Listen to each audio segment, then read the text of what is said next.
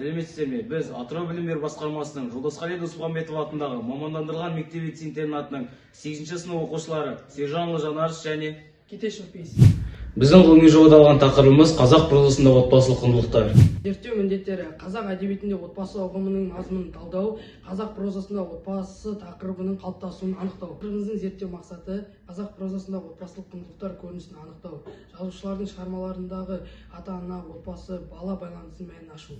Тақырыбымыздың зерттеу өзектілігі: қазіргі қоғамда отбасылық құндылықтардың әлсіреуі жиі байқалады. Сондықтан да қазақ прозасында суреттелген ата-ана мен бала арасындағы байланыс, сүйіспеншілік, жауапкершілік деген секілді нәрселер ұлттық тәрбие үшін маңызды. Бұл тақырып жастарға рухани бағыт-бағдар береді. Зерттеудің гипотезасы: егер қазақ прозасында отбасылық құндылықтар терең зерттелген жағдайда, онда оларды қазақтың тәрбиесіне, жастардың рухани дамуына қосуға болады. Қазақ жазушыларының отбасы туралы ойлары. Бердібек Соқпақбаев: ана адамның ең алғашқы ұстазы, оның мейірімін ештеңе алмастыра алмайды деген. Ал енді екінші ойына келетін болсақ, анамның көңіліне қараймын, оның ренжігені мен үшін ең ауыр жаза деген.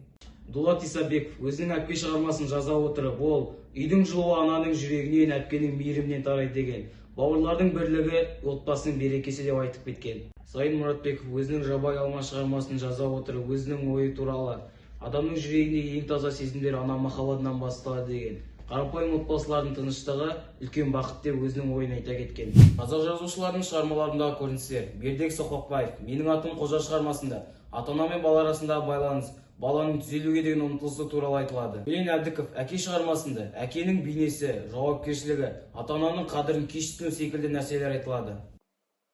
Дулат Исабековтың әпке шығармасындағы көріністер: отбасыдағы қыз баласының рөлі, бауырмалдылық, тұрмыстық қиындықтарға қарамастан бір-бірін қолдауы.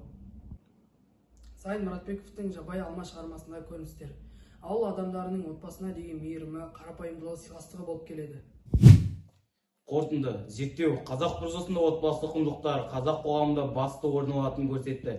Жазушылар шығармаларында ата-ана мен бала арасындағы байланысы, қарым-қатынасы және бір-біріне деген сүйіспеншілігі туралы айтылады. Қазақ қоғамында отбасы құндылықтарының басты орын алатыны туралы бәрімізге мәлім. Назарларыңызға рахмет.